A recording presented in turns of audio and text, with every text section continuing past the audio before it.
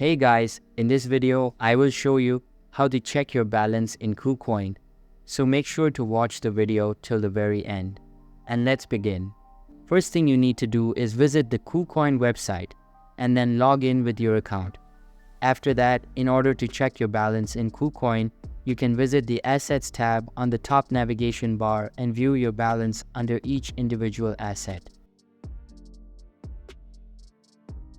You can also see your complete balance in one place by clicking on the Wallet tab, which will display a list of your assets with the corresponding balances. For more in-depth view of your assets, you can view the trading history page.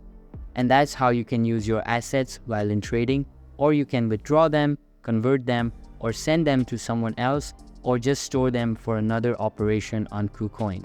So that's basically how you can check your balance in KuCoin. So that's all for this video. Hope you liked the video. Thanks.